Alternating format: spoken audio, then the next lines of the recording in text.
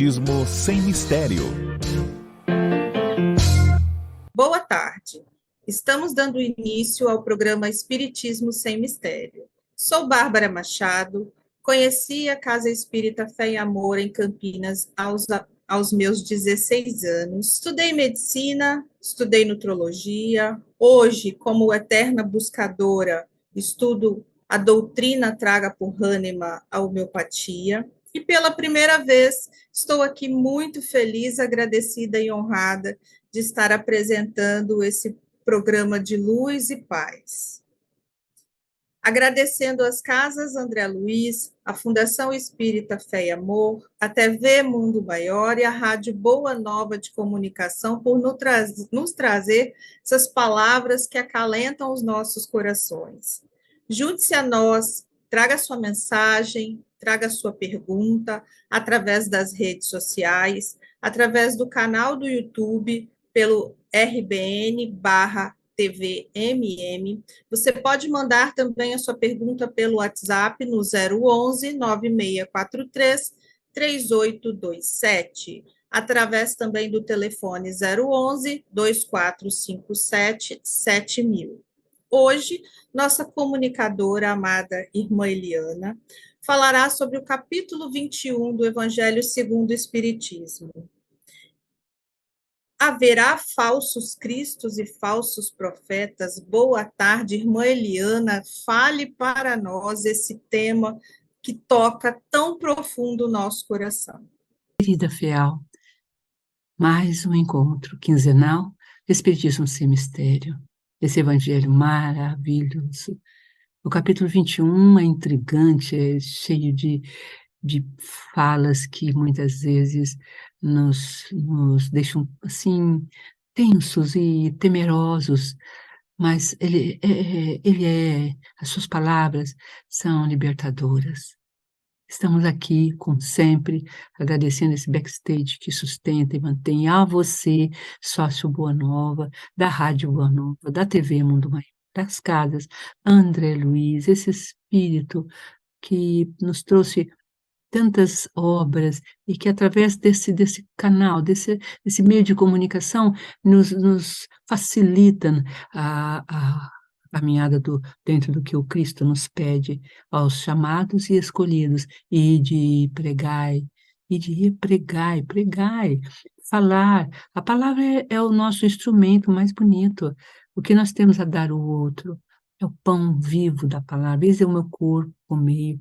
Ele mostra o pão, parte o pão, e é o pão da palavra que ele nos dá, com toda a sua alegria, com toda a sua grandeza de alma que representa o Cristo. Estudar caminhando, né, com ele, o programa que nós temos às quintas-feiras.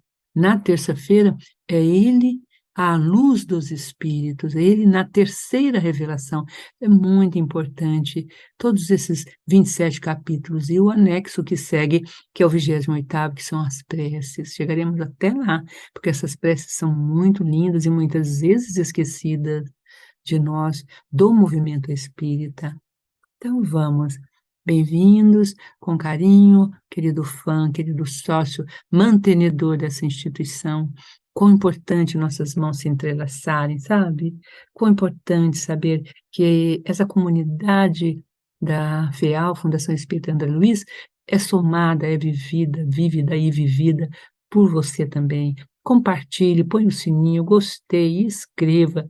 Nós estamos gravando, né? Gravado, o programa vai dentro desses novos moldes pós-Covid, mas você pode deixar sua palavra, de alguma forma poderemos responder, falar, comunicar, mas o importante é que você nos ouça, que você esteja e que você estude esse evangelho com você, no seu lar, com seus familiares, na hora do seu evangelho no lar. Pegue aquele assunto. Se saiu o assunto, vai lá nos programas da TV Mundo Maior. Se você tem o rádio, escute no rádio aquele comentarista que vai trazer alguns pontos de vista importantes para você compreender profundamente a palavra do Evangelho e praticá-la. Este capítulo 21, essencialmente, é isto. É a prática. Aqui Jesus separa o falso do verdadeiro. a impostura é colocada ao chão, e ergue-se esse edifício maravilhoso sobre a rocha da fé raciocinada.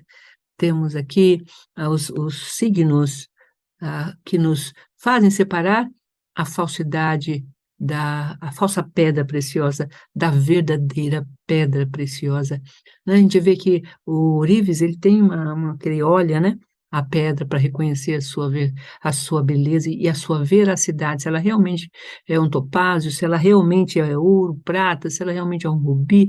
Então nós precisamos também desse instrumental para olhar essa pedra preciosa, essas colorações preciosas do Evangelho de Jesus, da sua passagem pela terra. Nós temos, então, na construção deste capítulo, o 21, nós temos 3 evangelistas falando aqui conosco de forma muito bonita, que é Lucas, no primeira citação, depois é Mateus, que repete mais uma vez, e São Marcos. Então é Mateus, perdão, é Lucas, Mateus 2 vezes e Marcos falando sobre o mesmo tema. E quando você vai buscar as traduções, elas estão muito similares, estão muito prontas, estão muito próximas, e toda ela constitui, em verdade, esse arcabouço dos nossos discernimentos, para não sermos enganados. Então, muitas vezes percebemos no movimento espírita uma uma tendência ao engano, à fala excessiva e à não prática, o estudo e a teoria, tirando a vivacidade da prática, daquilo que Jesus nos deixou como caminho a seguir. O caminho se perde durante o estudo. Existe essas 3 falas dos apóstolos, um caminho, assim, de discernimento incrível, para que não nos enganemos ou não nos deixemos enganar, e para que também não sejamos educados na falsidade do evangelho de Jesus, porque o que nós temos visto através da história religiosa desde o Cristo há mais de 2000 anos, é justamente uma imposição de saberes puramente teóricos sobre o que Jesus disse.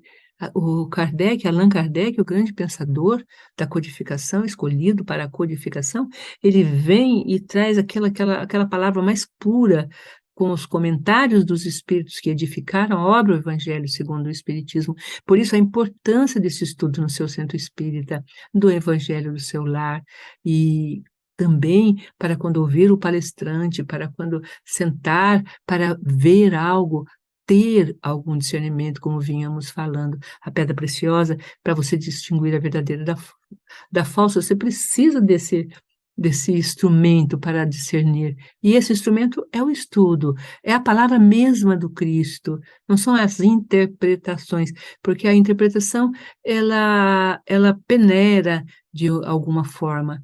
Agora, aqui não, aqui nós temos a palavra pura sendo colocada, então não percamos de vista esse desiderato e esse objetivo de colocar a palavra na ordem do dia. Então, no primeiro momento, nós temos a árvore que produz os maus frutos. Todo mundo sabe o que é um mau fruto. Às vezes, né, você pega o bom fruto ali, bonita, a pera ou a maçã, ou a manga que tem mais forte, né? Mesmo o bananal, a banana que você pega, você vê que às vezes o fruto vem mais, né? Ou com defeito, ou com bichinho já pegando. E tem toda uma cultura em torno também de prevenção para que você perceba ou colha realmente o bom fruto, né? Então, a primeira parábola é que produz maus frutos, né? E ele fala então que a árvore que produz o mau fruto, ela em si também é má. Então, pelo fruto se conhece a árvore, porque esse é o título do nosso estudo de hoje. Conhece-se a árvore pelos frutos. Então, você não será enganado, não será enganada. Podem falar o que quiserem do seu dirigente, ou do seu colega do lado, ou do seu companheiro de jornada, ou daquele outro centro, você retruca, mas veja as obras, porque nós sabemos que a providência divina não dá força por muito tempo, né? Ela tira a força, ao contrário, a sua força, né? Ela não dá força para a edificação do mal. O mal precisa de multidões para se edificar e ter força. E às vezes um só ser. E temos a história grande de Francisco de Assis, já contei em alguns outros contextos, mas aqui cabe muito bem, porque São Francisco viajava, né, andava levando o evangelho de Jesus, ide e pregai, dentro do ide e pregai. E eles, quando volta de uns 2 anos andando, peregrinando, quem nos conta isso é São Boaventura, na sua biografia. Ele encontra os frades já comendo em talheres de prata, em copos, sabe, todos, né, vamos dizer, entalhados, etc. Ele fica muito triste, porque a igreja de Francisco de Assis era das chagas, era da pobreza, era estar próximo da pobreza, era partilhar tudo o que tinha com os menos favorecidos pela sorte. Como é que você vai ter pratos, talheres de ouro e e pedras preciosas e deixar o o o seu irmão passando fome e etcétera, né, então ele primava por esse evangelho vivo de Jesus. Quando ele chega, então, ele fica muito triste, tem até uma pintura famosíssima, que agora não me vem ao nome, à memória o pintor, mas é São Francisco sentado ao chão, comendo a comida dos cães, do que sobra da mesa da ceia dos frades, que estavam então, olha, em 2 anos, pensem, uma corrupção, assim, instaurou nos meandros da do templo que ele havia fundado, que também foi sempre com muita simplicidade. E ele sai dali, dá o exemplo, né, da simplicidade, sai dali e põe-se a chorar no bosque mais próximo, no arvoredo que tinha próximo, segundo nos conta a narrativa. E Jesus aparece a ele: "Por que choras, Francisco?" E Francisco diz: "Pela corrupção que encontro na igreja que fundei em vosso nome, mestre", né. "Por que, Francisco, estás assim tão desavorado com os nossos irmãos infelizes que não compreenderam o fundamento da minha palavra? Francisco, a doutrina pertence a quem? A mim, fui eu que a fundei, eu que a ergui. E olha, Francisco, a mim basta apenas um exemplo, uma obra do bem, para que a minha palavra prossiga." E Francisco então chora, então, de alegria. A partir daí, se é que não me engano também, vou até rever para falar com vocês direitinho, é que depois disso ele traz as chagas, né, aparecem as chagas no centro da mão que ele trouxe antes de morrer, de partir, de retorno ao plano espiritual. Ele tinha as chagas que Jesus teve. Surgiu, começou a adoentar e bem no centro da mão onde bateram o martelo e pregaram ele à cruz. Então ali estão os falsos profetas, ali está o fruto mau, a má árvore. O que dirá um ser, uma criança vendo isso, um jovem, um adolescente, um adulto, vendo os frades comendo em tais talheres e pratos, e com uma pregação oposta àquelas que estão fazendo? O que isso construiu ao longo dos séculos, 21 séculos, nós temos da vinda de Jesus? Esse estudo do capítulo 21, traz este sentido. Nós vamos parar e olhar para 21 séculos quase atrás, os movimentos que existiram, vamos trazer aqui para vocês, que levantam de forma muito benéfica e bela, como a de São Francisco no século XIII, pertencia também ao movimento nessa mesma época dos cátaros. Vamos contar um pouquinho no próximo encontro nosso sobre os cátaros, um movimento belíssimo, mas também ainda, toldado pelo castelo, pelas lanças, pelas lutas, pelas sem compreender aquela atitude, de Jesus que é narrada nas obras, né, do nosso querido Chico Xavier, quando Jesus é convidado às lutas, né, para o poder, e ele mostra que: "Não, meu reino não é deste mundo." não deste mundo, que o reparte em lutas fratricidas, desesperadoras, destrutivas. Não, não é assim. É claro, porque se você faz de um jeito, o fim será um. Se você faz de outro jeito, o fim será outro, não é? Sonhar, todos podemos sonhar o mesmo sonho, mas realizá-lo, então, é nisso que nos separamos ou nos encontramos, o modo como realizamos os nossos sonhos. E Jesus tem um modo muito particular, muito singular de construir o sonho de edificação do reino de Deus na terra. E é isso que nós estamos estudando. É esta a verdade na qual nós estamos atrás. Então, a primeira frase, reconhece-se, então ele vai dizer aqui em São Lucas, número 6, 43, 45. A árvore que produz maus frutos não é boa, e a que produz e a que produz bons frutos não é má, porque se conhece cada árvore por seu próprio fruto.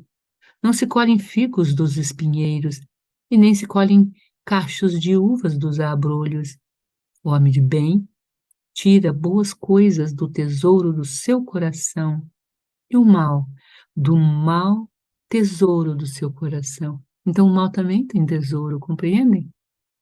É muito importante parece essa locução, essa forma de Jesus falar, pois a boca fala daquilo do que está cheio o coração. Olha que lindo.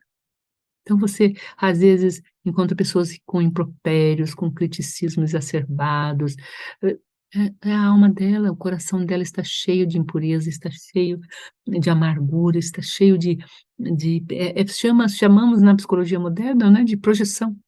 A pessoa só está projetando-se no outro, o outro é o outro. E é engraçado essa distância entre eu e o outro é um horizonte, segundo as filosofias mais atuais.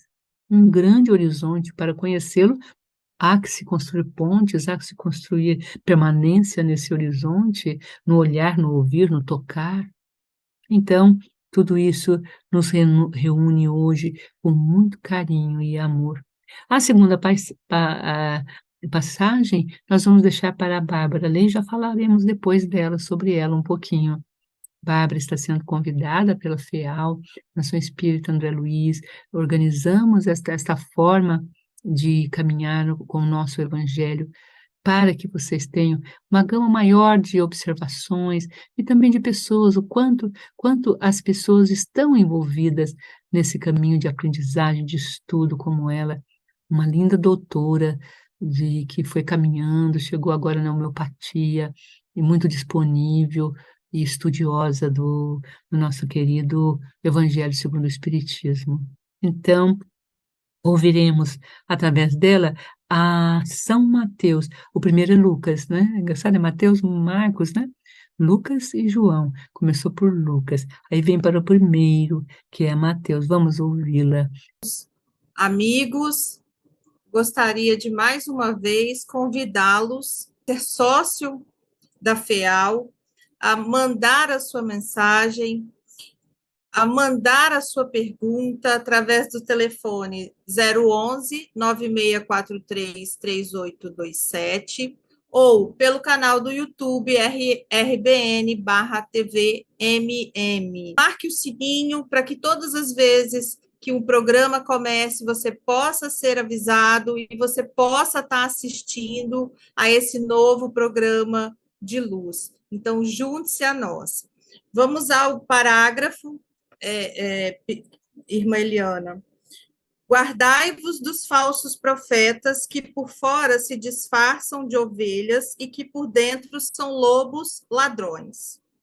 Vós os reconhecereis por seus frutos. Acaso pode-se colher uvas de espinheiros ou figos de abrolhos? Assim, toda árvore que é boa produz bons frutos, e toda árvore que é má produz maus frutos.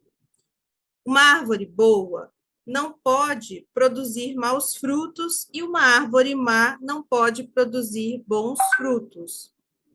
Toda árvore que não produz bons frutos será cortada e lançada ao fogo. Vós a reconhecereis, pois, pelos seus frutos. São Mateus 7, de 15 a 20. Irmã Eliana, muito me toca esse guardai-vos dos falsos profetas, esse protegei-os, né? Você poderia comentar para nós esse guardai-vos dos falsos profetas, como ele chama a nossa atenção para isso? Assim, é muito importante essa conjectura dele e a sua pergunta. Toda árvore que não produz bons frutos será cortada, ele diz, né? E não pode produzir maus frutos. Uma árvore má não pode produzir bons frutos.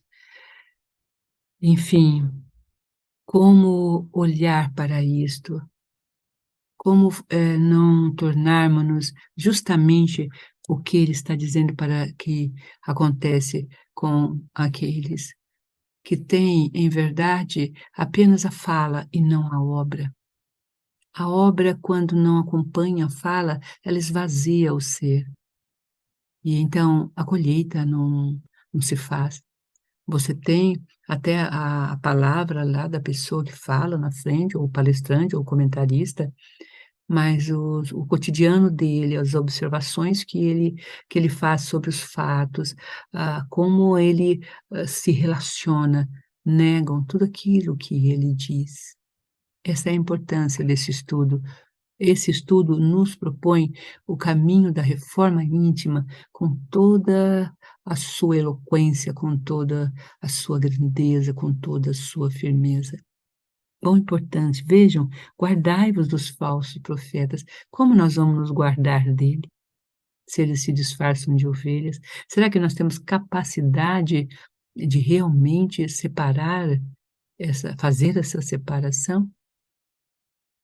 Eh, Creio, Bárbara, que nós não temos muito essa capacidade, eu pelo menos particularmente, não tenho, mas eu faço a minha parte e percebo pela obra que Deus está contente, porque a obra cresce, vamos dizer assim, pelo resultado da obra, eu percebo se a obra foi eficaz ou não.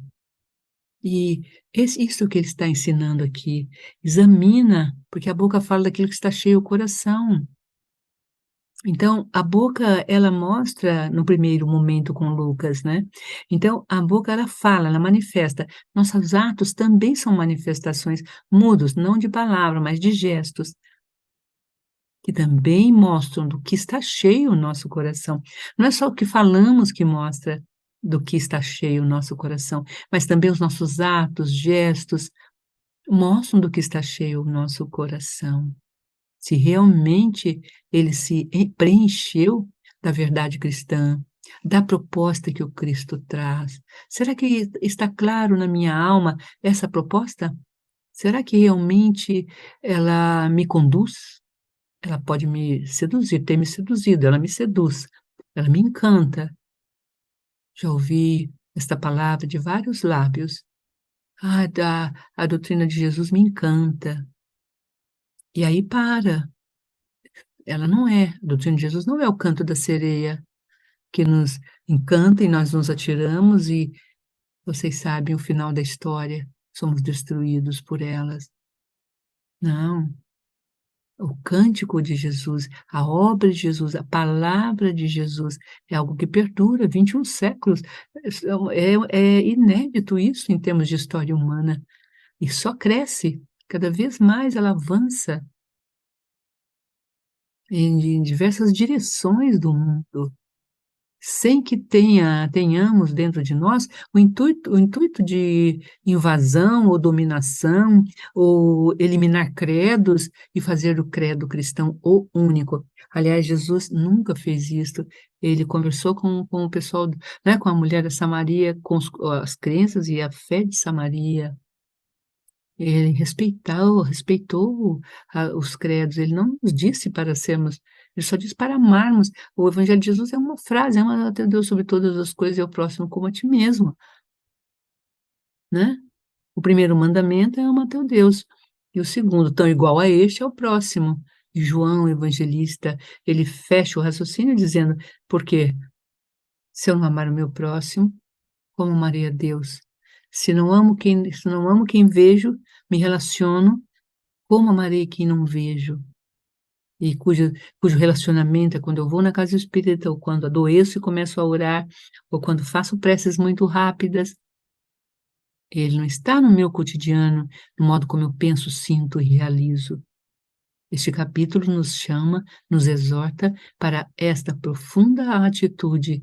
E então, não é que eu conseguirei me guardar dos falsos profetas, né? Porque eles se disfarçam muito mesmo de ovelhas, mas são lobos ladrões, ou seja, de verdade eles estão querendo nos tirar do caminho, né?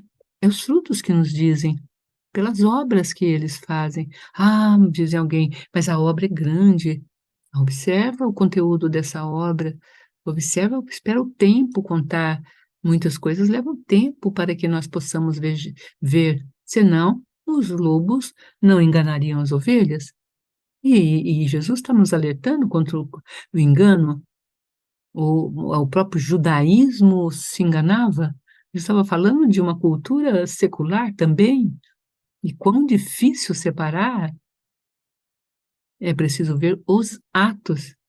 E se os frutos são frutos que estão dentro das ordenações trazidas por Deus para nós, que é nos reconhecer no outro, ama ao próximo como a si mesmo. O segundo grande mandamento tão igual ao primeiro. Eu tenho amado o meu próximo? Esse é o grande desafio. E eu tenho encontrado Deus realmente? Eu tenho amado a Deus? Pensa, pergunta a si mesmo, eu tenho amado a Deus? E como é que é isso, hein? Amar a Deus. Será que já paramos e olhamos para isso, né? Aqui ele reproduz, uma árvore boa não pode produzir má fruta. Então, é um outro viés, Mateus falando aqui em 7:15, 20, muito bonito, tá? E repetindo a mesma ideia, mas trazendo já esse dado de que há os que se disfarçam de ovelhas para Sambacar, a casa das viúvas. Ele expulsou os vendilhões do templo com muita força e veemência. E existe dentro de nós vendilhões. Não é para irmos expulsar na casa dos outros. Isso Jesus pôde fazer por devido à sua grandeza, mas nós precisamos olhar para os nossos vendilhões. Que preços? O que me compra? E que eu deixo a obra. E que, na verdade, eu não sou uma ovelha. É muito importante não olharmos lá fora para quem faz isso, mas olharmos aqui dentro, para nós. Estamos ou não fazendo isto? Com os dons que ele nos dá. No próximo encontro, nós vamos falar da missão dos profetas, que é o item 4. É pequeno, simbólico, mas com questões muito fortes dentro do caminho cristão. É um alerta àquele que está caminhando e que toma, como dizemos, papéis de autoridade dentro do movimento espírita. Hoje até dizemos, né, cristianismo, existe o espiritismo e o movimento espírita, nós dizemos. Então existe o Cristo e o cristianismo. Rabindranath Tagore diz que quando conheceu o Cristo pelos cristãos, ele não conheceu o Cristo. Ele não seria cristão. Ele não teria no Cristo uma figura forte na sua vida, unindo os seus abismos. Olha que coisa mais séria. Então, o movimento espírita, ele pode estar dentro disto, e você dentro do movimento espírita, porque o movimento espírita não é um movimento que se faz sem pessoas, sem relacionamentos.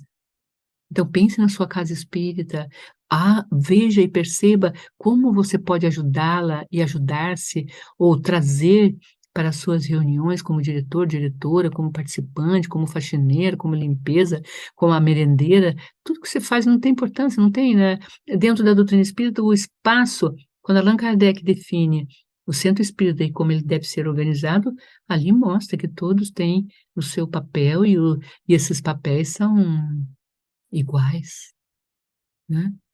É tão lindo isso, é uma nova forma de governadoria maravilhosa, está ali naquelas linhas tão singelas, né? Está na Revista Espírita também e na Viagem, né, Espírita. Então, vamos, eu acho que a gente vai chegando aí em minutos mais finais, mas vou pedir para você ler a última parte. É importante ler. Por que que é importante ler? Porque ouvimos, e ouvindo, aquilo vai entrando, eu vou guardando. Quanto mais ouço, é como um alimento. O bebê nasce e se ele não se alimentar no seio da mãe, este é o nosso seio. O Evangelho segundo o Espiritismo é um seio que nos alenta e nos aleita, que nos deixa vivos. Eu preciso me aleitar sempre, serei sempre criança diante dele, me alimentando, me aleitando, até que me torno adulto e sou chamado para o trabalho. É quando eu começo, então, a dar os passos. Por isso, hoje, estamos parabenizando a Bárbara, que está dando lá no Espírito Santo, ela é do Espírito Santo, ela não disse, né? Mas ela é do Espírito Santo, aquela terra tão bonita, Vila Velha, né? Eu não me lembro direito, mas ela pode se localizar melhor para nós de onde ela vem. Ela ela está dando esse passo ao se tornar uma apresentadora desse programa junto conosco, caminhando conosco, e vocês também a encontrarão às vezes no Caminhando com Jesus às quintas-feiras. Até já. Pedimos a leitura do último momento do Evangelho. Muito feliz, honrada de estar aqui com vocês. Eu que sou fã do programa, sempre acompanhei o programa, fazia pergunta, mandava pergunta, por isso que eu falo, mande sua pergunta, junte-se a nós, e hoje estar aqui com vocês pela primeira vez é uma felicidade muito grande, e as palavras, irmã, que você acabou de trazer, né? Chico falava, eu fiz a minha parte.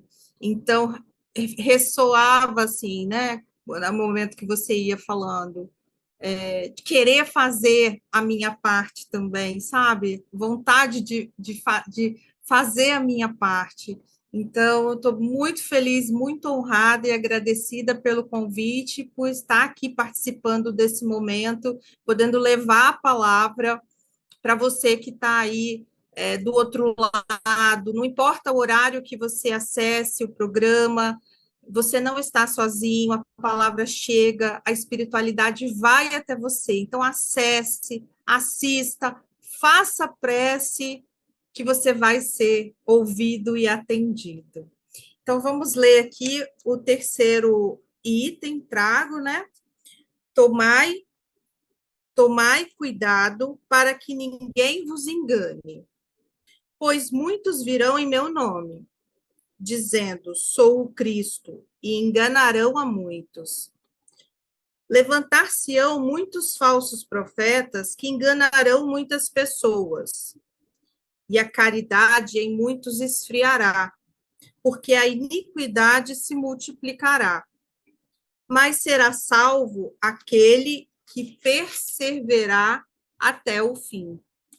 Então, se alguém vos disser, o Cristo está aqui ou está ali, não acreditais, pois levantar-se-ão falsos cristos e falsos profetas, que farão grandes prodígios e coisas espantosas, a ponto de enganar, se fosse possível, até mesmo os escolhidos. Que forte essa palavra de São Mateus para nós, hein, irmã?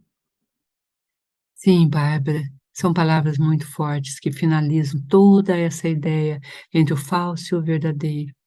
Retorno à imagem que hoje deixamos para que você cresça na separação da mentira e da verdade, com aquele grande conto, né, que as duas se banharam naquele espaço do jardim, e e a mentira falou que precisava estar nua, né, todos nus, ela tirou toda sua roupa e entrou nua, e falou para a verdade também entrar nua.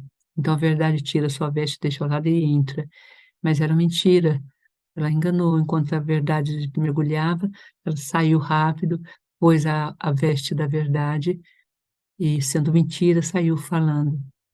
E a mentira se pôs nua, sem veste, ou seja, não pôde ser reconhecida, porque escandalizou a sua a sua presença no meio daquele povo que a viu. E ela é assim, a verdade, em verdade, Traz isso, a mentira ela se envolve em vestes da verdade, mas não é a verdade. A verdade é nua, crua, a verdade ela impacta, ela mexe com o seu coração, ela causa rebuliço, ela causa, eh, conflito, vamos dizer assim. Causa. Olha Jesus, quanto conflito não trouxe em sua época. Os discípulos debateram em torno, a própria igreja que renasceu até o século que viveu até o século IV. Nós temos na obra de Wallace Leal, quem puder ler esse romance, leia, é maravilhoso, faz muitos anos preciso reler. Esquina de Pedra, ele narra 40 jovens cristãos, assim como se fosse ali o último reduto dos Atos dos Apóstolos, vamos dizer assim, que viviam o seu apostolado, os 40 jovens, né, que foram, assassinados, inclusive, juntos, né. É triste a história e bela também, porque mostra a resistência em viver o cristianismo e não se deixar envolver pelos falsos. Esquina de Pedra, Wallace Leal, conhecido romance espírita. Ele é um espírita também muito bonito, muito sensível, e traz o discernimento entre o falso e o verdadeiro. Então cuidado com quem se reveste da verdade e não tem a verdade, porque a verdade ela é forte, ela impacta, ela pede mudanças reais, você precisa mudar hábitos, falas, palavras, ela ela ela traz realmente você para um novo horizonte. Ela não vem e repete suas palavras para te agradar, ela se coloca e se relaciona com você, sem querer que você seja ela, mas querendo sim que você pertença a si mesmo com ela, porque ela também é pertence de outro que lhe trouxe a possibilidade de estar nesse patamar do encontro da verdade, dessa verdade maior, de que as obras é que atestam quem é quem. Tem um texto do Gautama Buda que ele fala isso, né, em Siddhartha, muito lindo, né, 3 coisas não se movem, né, não mudam: a lua, o sol e a verdade. É muito muito especial isso, né, quer dizer, tá fixo, é um universo fixo, a verdade, o que é vero, porque as obras são verdade, as obras dizem: "O sol porque clareia e ilumina, a lua porque está lá à noite e mostra o seu clarão", ou seja, são obras, é que testificam quem é quem durante a nossa jornada na Terra. Esse é o nosso convite. Hoje é o primeiro momento com o capítulo 21. Haverá falsos cristos e falsos profetas. Olha, falsos cristos, olha que coisa bonita, que palavra forte, o título da obra, porque é o que Jesus disse. Porque Cristo, aí nós vamos estudar no próximo encontro, só para deixar curioso, né. O que que era o Cristo, dentro do judaísmo, e que hoje até continua sendo esperado, né, o Cristo continua sendo esperado, né, ele não veio ainda para grande parte, né, aí dos judeus ou uma parte, não sei como, não tem nenhum relacionamento com o judaísmo, né, a não ser os estudos mais teóricos e leituras, enfim, né. Então, nós vamos ver isto aí, por que haverá falsos cristos, né, por quê, não é, ele estava falando de uma época, mas isso falaremos no próximo encontro, quando falamos da missão dos profetas, porque nós não entenderíamos esse título se não passarmos para o item 4, que se você puder ler, puder olhar para ele, formular alguma questão que a gente apresente e aprofunde com você, a gente agradece de todo o nosso coração. E vamos olhar aqui o nosso cronômetro, um momentinho.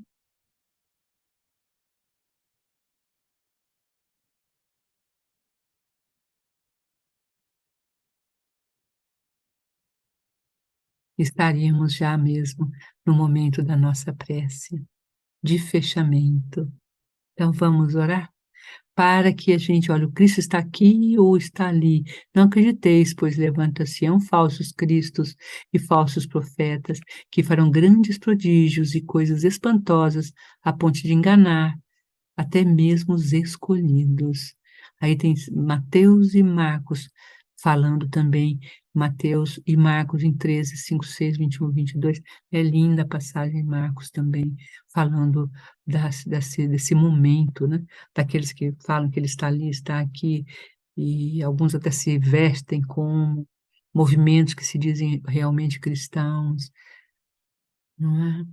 Aqui dentro da nossa doutrina também, ela é cristã, né, fundada pelos Espíritos, e quando você examina o livro dos Espíritos, quando você examina toda a obra ali, o que que você vê?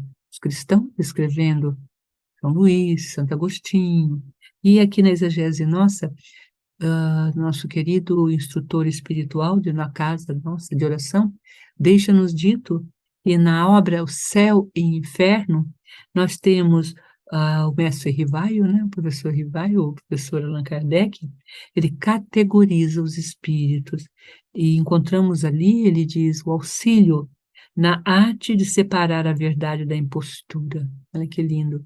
Ou, na linguagem explicitamente cristã, separar o fermento dos fariseus do fermento divino, né?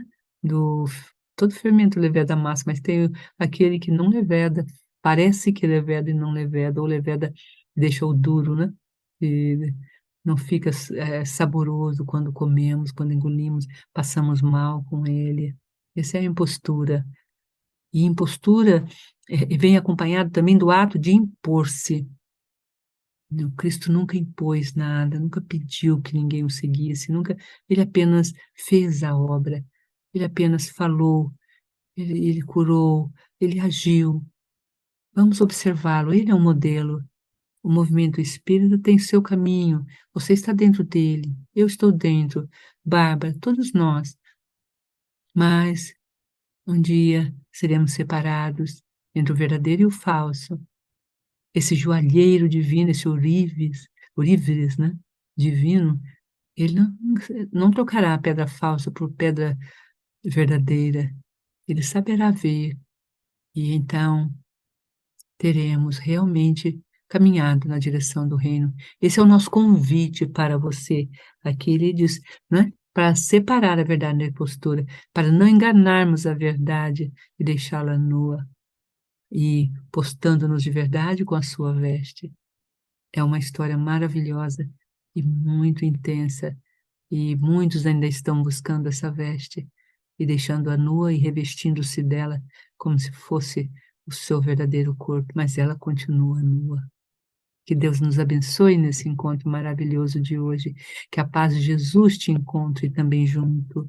E assim, reunidos nesse amor maior de Deus, encerramos esse momento em que oramos a Deus, para que saibamos separar a verdade da impostura, separar as obras, para examinar a menor instância de nossas vidas, nos relacionamentos, pelas obras daquela pessoa, não é só por sua falácia, por seu empenho, é a sua obra.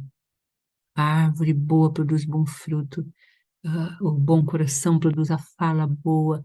Você vai observando e você vai separando, aplica esses raciocínios.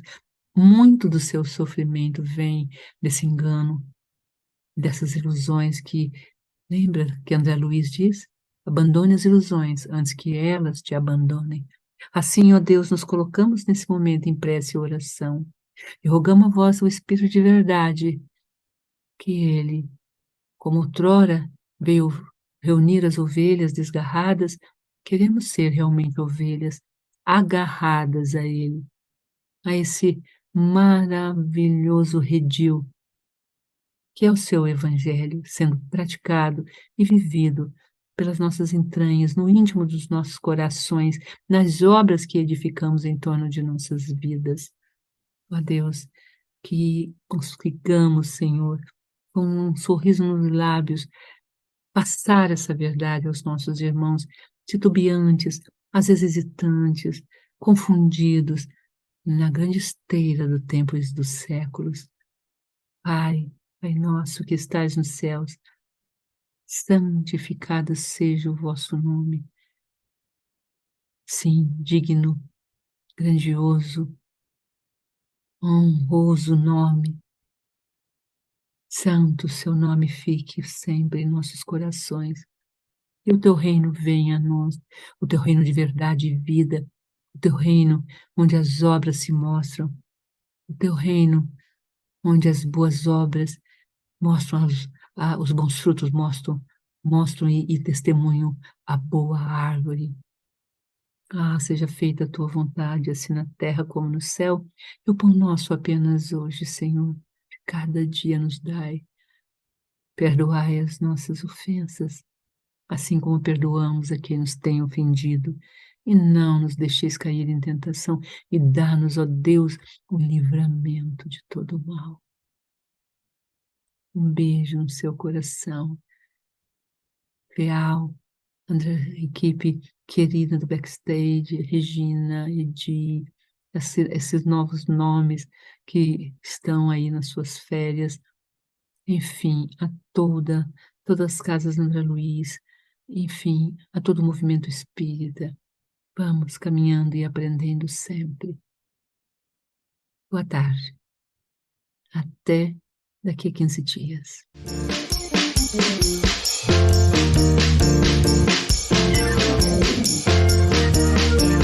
Termina aqui. Espiritismo sem mistério.